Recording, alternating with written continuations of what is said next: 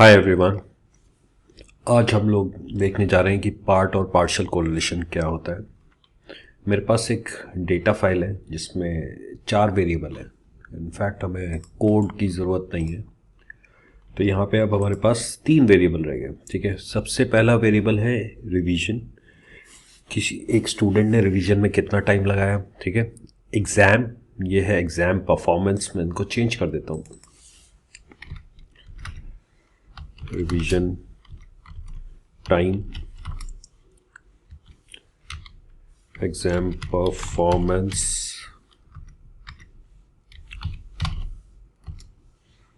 और तीसरा है एग्जाम एंजाइटी।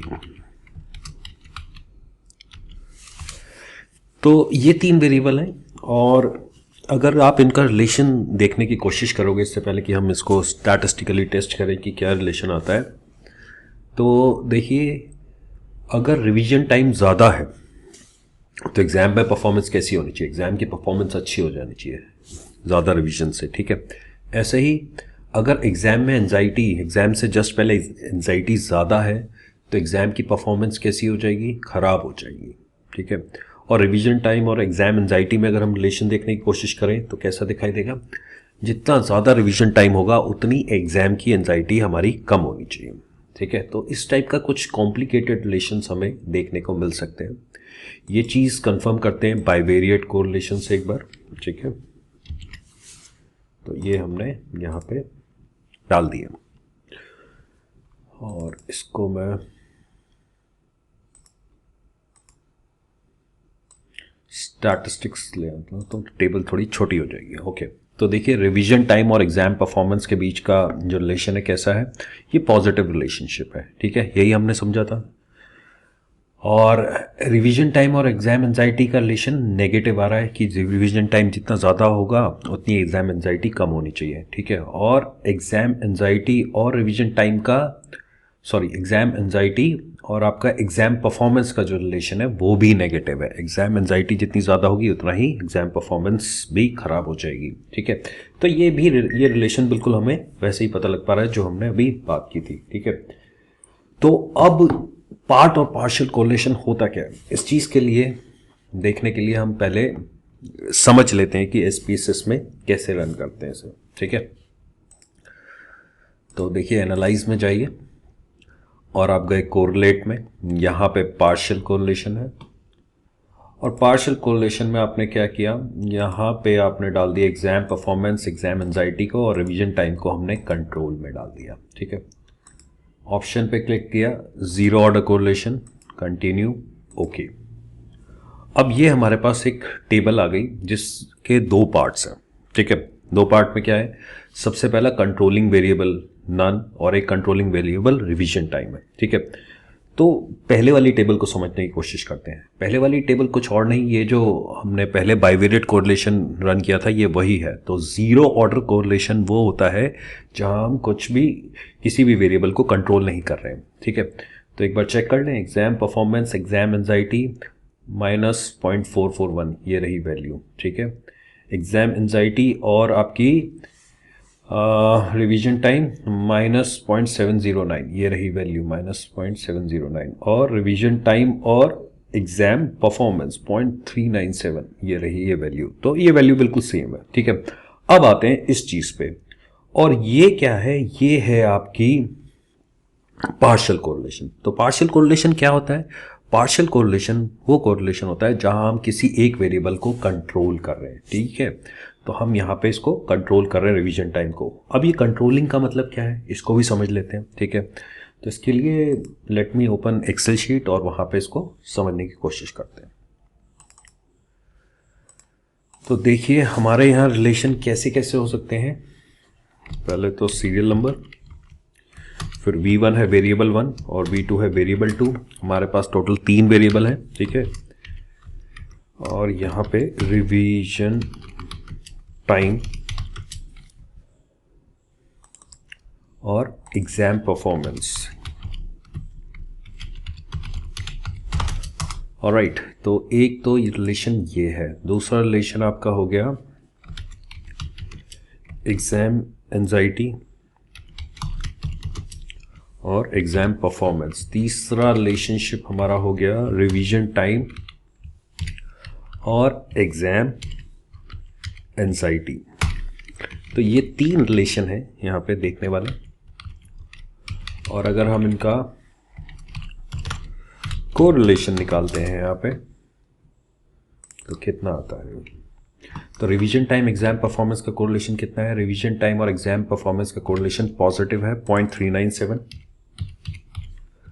इसी तरह एग्जाम एंजाइटी और एग्जाम परफॉर्मेंस का, एग्जाम एंजाइटी और एग्जाम परफॉर्मेंस का -0.441, -0.441। और रिवीजन टाइम और एग्जाम एंजाइटी का जो है वो है -0.709। ओके, अब अगर हम इसको स्क्वायर कर देते हैं तो हमारे पास आर स्क्वायर की वैल्यू आ जाएगी।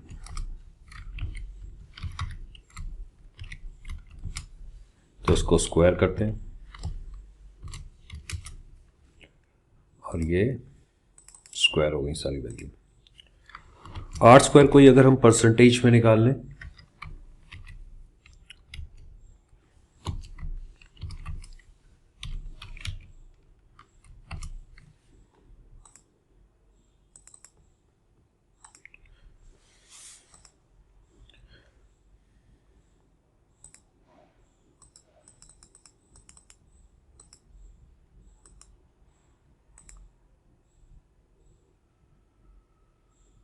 ओके, यहाँ कुछ मिस्टेक हुई है, पॉइंट नहीं लगा।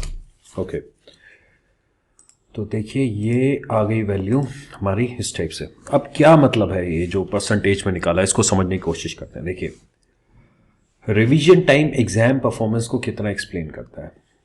एग्जाम परफॉर्मेंस में जो भी वेरिएशन है उसको रिवीजन टाइम कितना एक्सप्लेन करता है? वो है 15.8%। तो 15.8% का एक्सप्लेनेशन हमें रिवीजन टाइम से मिल रहा है। ठीक है, एग्जाम एंजाइटी एग्जाम परफॉर्मेंस को कितना एक्सप्लेन कर पाता है? 19.4%। ठीक है, अब रिवीजन टाइम एग्जाम एंजाइटी को कितना एक्सप्लेन करता है? वो है 50%। बहुत बड़ा नंबर है। मतलब एग्जाम एंजाइटी यहाँ जो एग्जाम परफॉर्मेंस को 19.4% एक्सप्लेनेशन कर रहा है, उसमें कुछ पार्ट रिवीजन का भी हो सकता है, क्योंकि रिवीजन टाइम भी एग्जाम एंजाइटी को एक्सप्लेन कर रहा है। तो यहां से हमें एक्चुअल पिक्चर नहीं पता लग पा रही है कि सिर्फ और सिर्फ एग्जाम एंजाइटी एग्जाम परफॉर्मेंस को कितना एक्सप्लेन करता है। ठीक है, तो उसके लिए हम क्या करते हैं? उसके लिए हम कैलकुलेट करते हैं पार्शियल कोरिलेशन। ठीक है, वहां हम क्या कर रहे हैं? रिवीजन टाइम को कंट्रोल कर रहे हैं। तो हमें पता लग जाएगा कि एग्जाम एंजाइटी और एग्जाम परफॉर्मेंस, एग्जाम एंजाइटी का एग्जाम परफॉर्मेंस के ऊपर किस टाइप का इफेक्ट है, क्या वो वेरिएशन कितना एक्सप्लेन कर पा रहा है। ठीक है, तो यहां जो हमने वैल्यू देखी वो कितनी है? एग्जाम परफॉर्मेंस की। एग्जाम परफॉर्मेंस और एग्जाम एंजाइटी के बीच का जो कोरिलेशन है, पार्शियल कोरिलेशन, वो आ रहा है -0.247। -0.247। अब अगर आप देखिए ये कोरिलेशन पहले कोरिलेशन से, जो पहला आ रहा था एग्जाम एंजाइटी एग्जाम परफॉर्मेंस का, उससे काफ़ी कम हो गया है। तो यहाँ पे भी ये क्या है? इसी टाइप का है कोरिलेशन, लेकिन ये पार्शियल है। ओके, और अगर हम इसको फिर आर स्क्वायर निकालें इसका, और ऐसे ही हम इसको परसेंटेज में कन्वर्ट कर दें, तो ये 6% रह गया बस। और 6% एक्सप्लेनेशन जो है हमें एग्जाम एंजाइटी से एग्जाम परफॉर्मेंस में मिल रही है। मतलब पहले जो 19.4% एक्सप्लेनेशन मिल रही थी वो घट के अब सिर्फ 6.1% रह गई। तो ये फायदा होता है हमें किससे? पार्शियल कोरिलेशन कैलकुलेट करने से। तो एसपीएसएस में तो आपने देख ही लिया कि पार्शियल कोरिलेशन कैसे होता है। ठीक है, एक और तरीका भी है, और वो है लीनियर रिग्रेशन में जाइए। एग्जाम परफॉर्मेंस को हमने डिपेंडेंट पे डाल दिया, इसको यहाँ पे डाला। स्टैटिस्टिक्स में जाइए, पार्ट एंड पार्शियल कोरिलेशन पे क्लिक कीजिए, और यहाँ पे आपको बहुत सारी टेबल मिल जाएगी। हमें ये टेबल नहीं चाहिए। ठीक है, हमें ये भी नहीं चाहिए।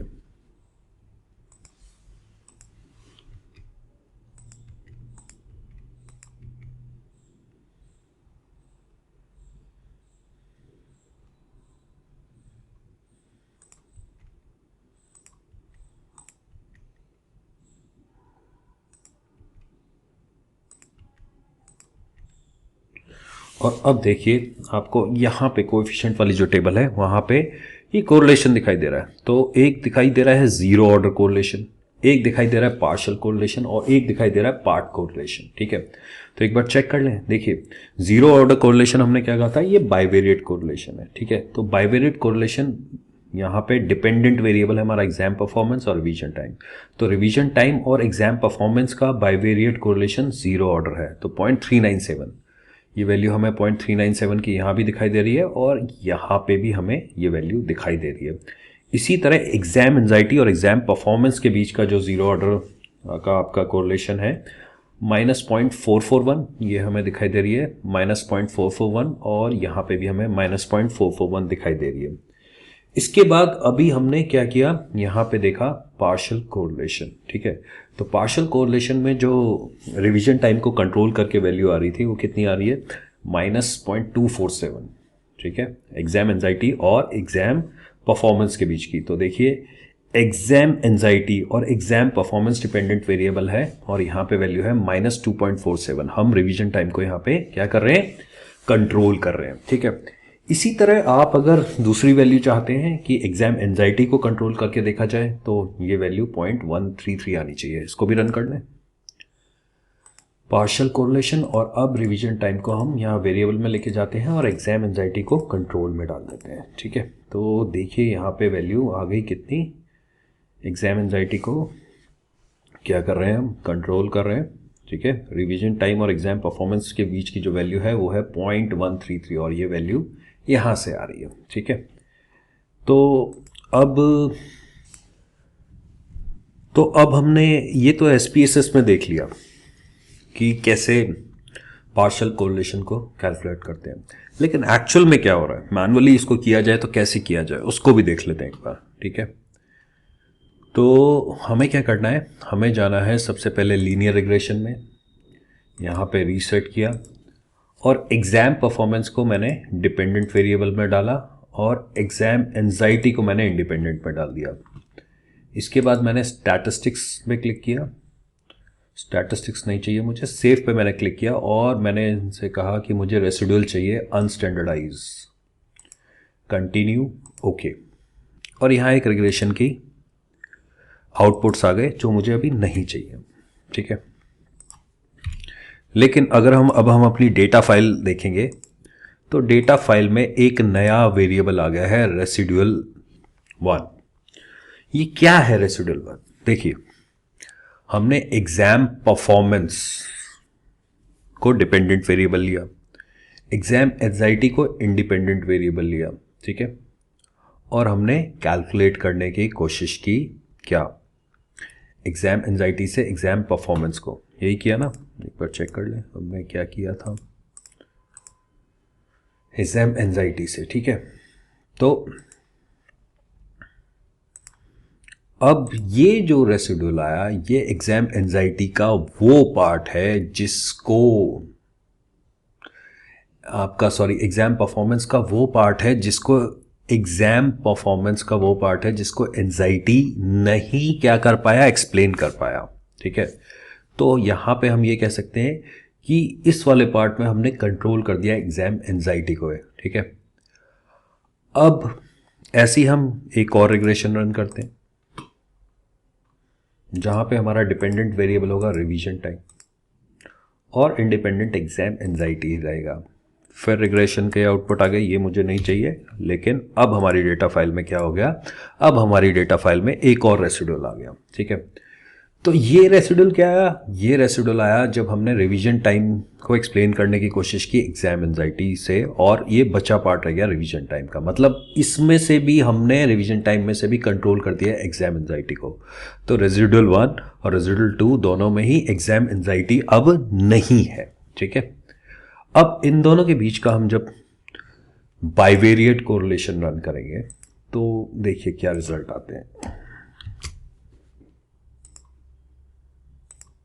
ये रन किया और ये वैल्यू आ गई 0.133। तो देखें हम यहाँ पे, देखिए ये आ रही है वैल्यू यहाँ पार्शियल कोरिलेशन की 0.133 रिवीजन टाइम और जब हमने एग्जाम परफॉर्मेंस का पार्शियल कोरिलेशन देखा तो ये 0.13 थी। मतलब यहाँ कंट्रोल कर रहे हैं हम एग्जाम एंजाइटी को, और यही चीज़ हमने की यहाँ पे रेसिडुअल 1 और रेसिडुअल 2 निकाल के उनके बीच का कोरिलेशन। ठीक है, ऐसे ही हम लोग क्या कर सकते हैं, ऐसे ही हम रिवीजन टाइम को भी क्या कर सकते हैं, रिवीजन टाइम को भी कंट्रोल करके देख सकते हैं।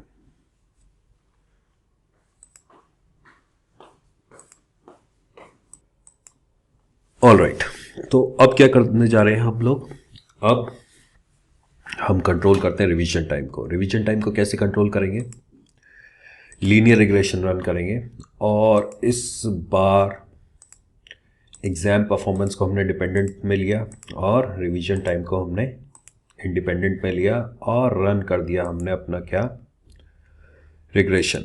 रिग्रेशन आया, आउटपुट मुझे नहीं चाहिए, और देखिए यहाँ पे एक नया वेरिएबल आ गया रेसिडुअल 3। तो रेसिडुअल 3 क्या है, आपने एग्जाम परफॉर्मेंस को एक्सप्लेन करने की कोशिश की रिवीजन टाइम से, जितना एक्सप्लेन हो गया इक्वेशन से हो गया, और जो नहीं हो पाया वो ये वाला पार्ट है, मतलब इसमें रिवीजन टाइम नहीं है, ये रेसिडुअल है। ठीक है, फिर एक और आप रन करेंगे, और इस बार आप यहाँ से एग्जाम एंजाइटी को डालेंगे। ठीक है, आउटपुट नहीं चाहिए, और रेसिडुअल 4 आ गया। रेसिडुअल 4 क्या है, एग्जाम एंजाइटी को आपने रिवीजन टाइम से एक्सप्लेन करने की कोशिश की, और रेसिडुअल जो बच गया, जो एक्सप्लेन नहीं हो पाया एग्जाम एंजाइटी का पार्ट, वो ये रेसिडुअल 4 है। अब हम रन करते हैं बाइवेरिएट कोरिलेशन किसके बीच में, रेसिडुअल 3 एंड रेसिडुअल 4 के बीच में। तो ये आपकी वैल्यू आ गई -0.247। तो देखें इसे, देखिए -0.247 यहाँ पे ये वैल्यू आ रही है, जो कि किसकी है, एग्जाम एंजाइटी और एग्जाम परफॉर्मेंस के बीच में पार्शियल कोरिलेशन कंट्रोल क्या कर रहे हैं, रिवीजन टाइम को कर रहे हैं। तो ये वैल्यू कहाँ से आती है, ये तो हमें पता लग गई। ठीक है, अब हम समझने की कोशिश करते हैं कि पार्ट एंड पार्शियल कोरिलेशन क्या होता है। पार्शियल कोरिलेशन तो हमने समझ लिया, पार्ट कोरिलेशन क्या होता है। ठीक है, तो देखिए एक बार आउटपुट में जाते हैं, और यहाँ पे आपका पार्ट कोरिलेशन है। ठीक है, तो पार्ट कोरिलेशन क्या है, पार्ट कोरिलेशन हो रहा है किस चीज़ के बीच में, अगर हम इस वैल्यू की बात करें तो एग्जाम परफॉर्मेंस और एग्जाम एंजाइटी के बीच में यहाँ पे पार्ट कोरिलेशन है। ये कैसे कैलकुलेट होगा, तो देखिए ये ऐसे कैलकुलेट होगा, यहाँ रिवीजन टाइम को कंट्रोल किया जा रहा है। ठीक है, तो अब हम क्या करेंगे, अब हम लीनियर रिग्रेशन फिर से रन करेंगे, और यहाँ पे एग्जाम एंजाइटी को लेते हैं और रिवीजन टाइम को इंडिपेंडेंट वेरिएबल में डालते हैं। अनस्टैंडर्डाइज्ड रेसिडुअल कंटिन्यू, क्लिक किया ओके पे, और रिग्रेशन के रिजल्ट मुझे नहीं चाहिए। ठीक है, और मेरे सामने फिर एक नया वेरिएबल आ गया रेसिडुअल 1। इस बार रेसिडुअल 1 क्या है, रेसिडुअल 1 है कि एग्जाम एंजाइटी को हमने एक्सप्लेन करने की कोशिश की रिवीजन टाइम से, और जो पार्ट एग्जाम एंजाइटी का एक्सप्लेन नहीं हो पाया वो है रेसिडुअल 1। ठीक है, तो हमने एग्जाम एंजाइटी में से हटा दिया रिवीजन टाइम को। अब हम क्या करेंगे, बाइवेरिएट कोरिलेशन रन करेंगे किसके बीच में, एग्जाम परफॉर्मेंस हमारा डिपेंडेंट वेरिएबल, रेसिडुअल 1 हमारा, जिसमें से रिवीजन टाइम को हमने कंट्रोल कर दिया। और देखिए ये रन हो गया है, और यहाँ पे जो वैल्यू आ रही है वो आ रही है -0.226। देख लें यहाँ पे, तो एग्जाम एंजाइटी और एग्जाम परफॉर्मेंस में पार्ट कोरिलेशन में जो वैल्यू आ रही है -0.226 आ रही है। ठीक है, और रिवीजन टाइम को यहाँ पे कंट्रोल किया गया है। तो क्या डिफरेंस है पार्ट एंड पार्शियल कोरिलेशन में, जब हम पार्शियल कोरिलेशन कैलकुलेट कर रहे थे तो हमने दोनों वेरिएबल एग्जाम परफॉर्मेंस में से भी रिवीजन टाइम को हटाया, रेसिडुअल निकाला, और एग्जाम एंजाइटी में से भी रिवीजन टाइम को हटाया, रेसिडुअल निकाल के, और तब उनके बीच का बाइवेरिएट कोरिलेशन रन किया। ठीक है, लेकिन पार्ट कोरिलेशन में हमने सिर्फ एक वेरिएबल में से रिवीजन टाइम को हटाया, और यहाँ पे तो एग्जाम परफॉर्मेंस की एक्चुअल वैल्यू जो थी उनको, और ये जो एग्जाम एंजाइटी और रिवीजन टाइम का रेसिडुअल बचा, उनके बीच का बाइवेरिएट कोरिलेशन हमने निकाला। तो फर्क इतना है कि पार्शियल कोरिलेशन में आप दोनों वेरिएबल में से जिस वेरिएबल को कंट्रोल कर रहे हो आप उसको हटाते हो, और पार्ट कोरिलेशन में सिर्फ एक वेरिएबल में से हटाते हो। ठीक है, तो ऐसे ही अब हम देख लेते हैं ये पार्ट कोरिलेशन रिवीजन टाइम के लिए। ठीक है, तो 0.119 है इसकी वैल्यू। और अब हम क्या करेंगे, लीनियर रिग्रेशन रन करते हैं और यहाँ पे हम रिवीजन टाइम को लेके आते हैं और एग्ज़ाम एंजाइटी से एक्सप्लेन करने की कोशिश करते हैं। स्टैटिस्टिक्स नहीं चाहिए, सेव, ओके। आउटपुट भी नहीं चाहिए। और अब हमारे पास क्या आ गया है, अब हमारे पास रेसिडुअल 2 आ गया है। रेसिडुअल 2 क्या है, रेसिडुअल 2 में हमने क्या लिया था, एक बार चेक कर लेते हैं। रिवीजन टाइम हमने डिपेंडेंट वेरिएबल लिया और एग्जाम एंजाइटी को इसमें से हटाया, ठीक है। एग्जाम एंजाइटी को कंट्रोल करने की कोशिश की तो रेसिडुअल को में से एग्जाम एंजाइटी नहीं है रेसिडुअल 2 में, ठीक है, ओके।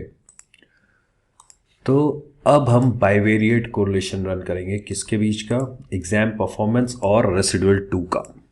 तो अब देखते हैं क्या वैल्यू आती है, और ये आ रही है 0.119, तो मेरे ख्याल से यही वैल्यू थी 0.119। तो हमने यहाँ पे क्या किया है, हमने ये किया है कि रिवीजन टाइम में से एग्जाम एंजाइटी को हटा दिया है, लेकिन एग्जाम परफॉर्मेंस में से एग्जाम एंजाइटी को नहीं हटाया, और फिर बाइवेरिएट कोरिलेशन कैलकुलेट किया तो ये हमारे सामने वैल्यूज़ आ गई। तो मुझे लगता है अब आपको पार्ट एंड पार्शियल कोरिलेशन अच्छी तरह से समझ आ गया होगा। ये कहाँ यूज़ होते हैं ये आपको समझ में आ जाएगा। यहाँ पे जब हम लीनियर रिग्रेशन को रन करते हैं तो बहुत सारे मेथड्स आते हैं। तो यहाँ आपका स्टेप वाइज मेथड, ठीक है, यहाँ पे इसका यूज़ होता है। वो क्या यूज़ होता है, जब हम लोग इस चीज़ की बात करेंगे किसी एक लेक्चर में, ये मेथड्स को जब मैं आपको एक्सप्लेन करूँगा तो मैं वो आपको बता दूँगा। तो आज के लिए बस इतना ही, थैंक यू।